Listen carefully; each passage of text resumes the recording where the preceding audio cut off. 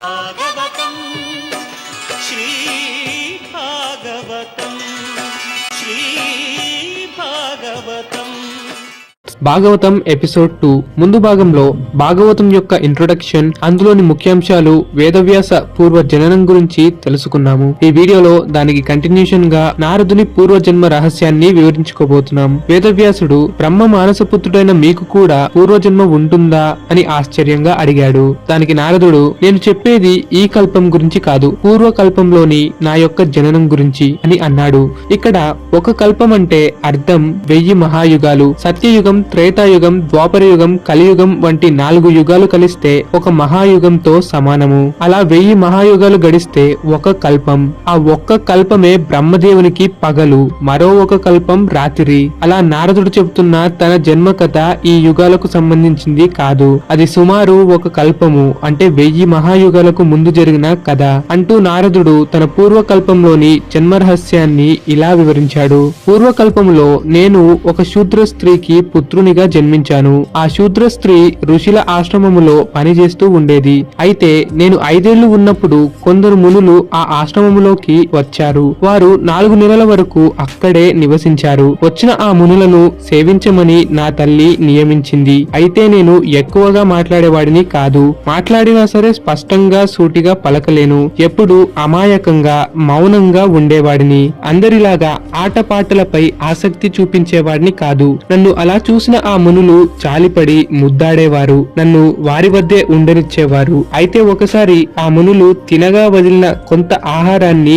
నేను తిన్నాను. అప్పుడు నా మనస్సు, శరీరం ఎంతో పరిశుభ్రతో నిండిపోయింది. అలా వెంటనే నాలోని పాపాలు కూడా చెదిరిపోయాయి. అలాగే ఆ మునులు ఎప్పుడూ నారాయణ నామాన్ని స్మరిస్తూ ఉండేవారు. ఆయన యొక్క కథలను, గొప్పతనాన్ని చెబుతూ ఉండేవారు. అలా నా చిన్న వయసులో నేను కూడా వారి వద్దే నారాయణుడి కథలు, మహత్యమం వింటూ వచ్చాను. అలా నేను కూడా నారాయణుణ్ణి స్మరిస్తూ ఎంతో తృప్తి పొందేవాడిని. అలాగే నా చిన్న వయసులోనే నా శరీరము నిత్యము కాదని, ఇది కేవలం ఒక మాయ అని వారి వద్ద తెలుసుకున్నాను. అలా నిత్యము నారాయణ నామాన్ని స్మరిస్తూ ఉండేవాడిని. అలా చాతుర్మాసాలు పూర్తయ్యాక అక్కడి మునులు ఆశ్రమం విడిచి వెళ్లడానికి సిద్ధమయ్యారు. అది చూసి నేను ఎంతగానో దుఃఖిస్తూ కన్నీళ్లు కార్చాను. అలా నన్ను చూసిన ఆ మునులు నేనొక ఉత్తమ శిష్యుడిని అని గ్రహించారు.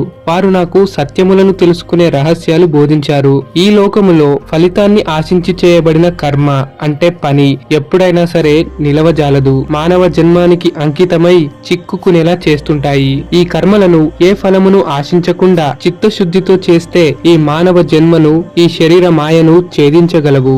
దీని నుండి బయటపడవచ్చు. అలా సమస్త కర్మలను భగవంతునికే అర్పించి భగవంతుని కోసమై చేస్తున్నానని గ్రహించి విముక్తి పొంది భగవంతునిలో లీలం అవ్వవచ్చు అంటూ ఆ మునులు నాకు ఎన్నో సత్యాలు బోధించారు. అంతేగాక, ఓ ప్రభు వాసుదేవ, నీకు నమస్కారం. వాసుదేవ, అనిరుద్ధ, సంకర్షణ అని పేర్లు గల నిన్ను కీర్తిస్తున్నాను అంటూ ఎల్లప్పుడూ మనసులో తలుచుకుంటూ ఉండమని వారు నాకు బోధించారు. అలా ఆ ఋషులు ఆశ్రమమును విడిచి వారి మార్గములో వెళ్లిపోయారు. తరువాత ఒక రోజున సంధ్యా సమయమున చీకటైన దారిలో ఆశ్రమములోని పశువుల వద్ద ఆవు పాలు పితకడానికై నా తల్లి వెళ్ళింది. కానీ అదే చీకటిలో ఒక పాము కాటుకి నా తల్లి మరణించింది.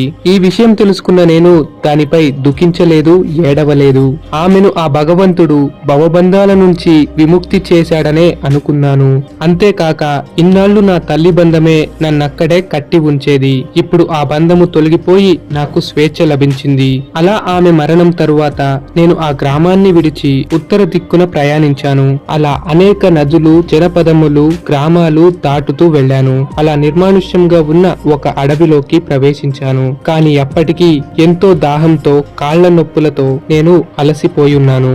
అంతేకాక తీవ్రమైన ఆకలి. అప్పుడు నేను ఒక నది తీరాన్న వెళ్లి ఒంటిని శుభ్రం చేసుకున్నాను. అలా అక్కటి నీటిని త్రాగి కడుపు నింపుకున్నాను. ఆ తరువాత ఒక చెట్టు క్రిందకు వెళ్లి పద్మాసనం వేసి కూర్చొని భగవంతునికై మనస్సును లగ్నం చేశాను. అలా కొంతకాలం వరకు నా ధ్యానం గడవగా నా మనోనేత్రముతో మెల్లిమెల్లిగా ఆ మహావిష్ణువును చూడగలిగాను. అలా నారాయణుడు ఒక్క క్షణకాలం పాటు తనకి కనిపించగా కళ్ళు ఆనంద పాష్పాలతో నిండిపోయాయి. నేను ఉక్కిరి బిక్కిరై ఎంతో ఆశ్చర్యపోయి దీక్షగా చూస్తున్నాను. కానీ ఇదంతా కేవలం ఒక్క క్షణం వరకే నిలిచింది. తర్వాత నేను ధ్యానం నుండి బయటికి రాగా నారాయణుడి రూపం మాయమైనది.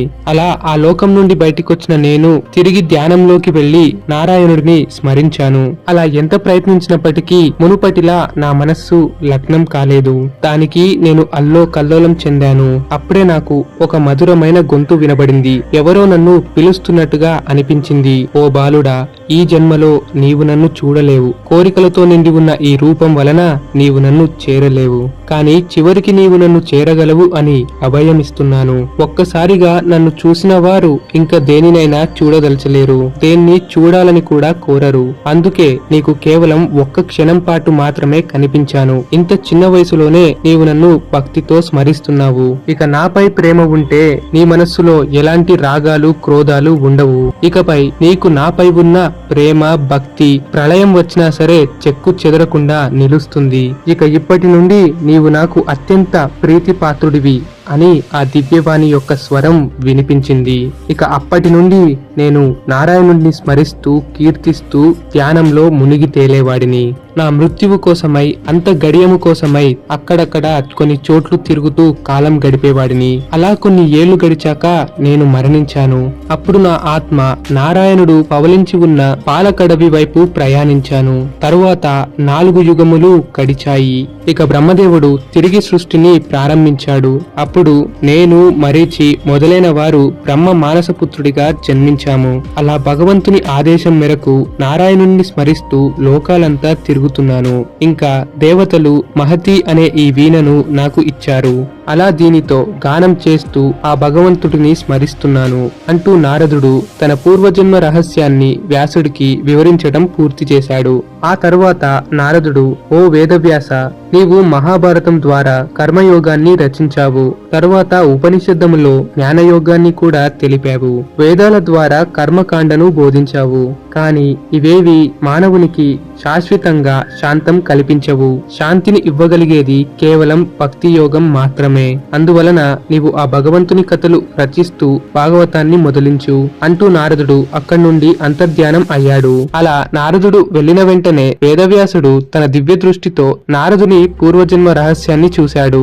అలాగే నారాయణుడి లీలలను కూడా గ్రహించాడు. అయితే ఈ భాగవతం అనేది ముందుగా నారదుడు వేదవ్యాసునికి సలహా ఇచ్చిన ఒక రచన. అదే వేదవ్యాసుడు దీన్ని తన పుత్రుడైన శుక మహర్షికి వినిపించాడు. తన పుత్రుడే పరీక్షిత మహారాజుకి వినిపించాడు. అయితే ఈ శుక మహర్షి ఎవరు, వేదవ్యాసునికి ఎలా జన్మించాడు అనే వంటి ఎన్నో ఆసక్తికరమైన విషయాలు భాగవతం తరువాతి ఎపిసోడ్ లో మనం చర్చించుకోబోతున్నాం. ఇది కేవలం ఇంట్రొడక్షన్స్ వరకు మాత్రమే అని అనుకోవాలి. ఎందుకంటే అసలు సిసలైన భాగవతం ముందు ముందు మొదలవుతుంది. భాగవతం అనే పేరుకి తగ్గట్టు భగవంతుని కథలు త్వరలో మొదలవ్వనున్నాయి. ఇవన్నీ భాగవతం రచన జరగక ముందు వంటి ఎపిసోడ్స్ అండ్ ఈవెంట్స్ అని అనుకోవచ్చు. సో ఇవాళ వీడియో అయితే మన channel already Mahabharatam full movie అని అప్లోడ్ చేయడం జరిగింది. ఈ భాగవతం కంప్లీషన్ తర్వాత కూడా దీన్ని కూడా ఒక ఫుల్ లెంత్ మూవీగా అందిస్తాం.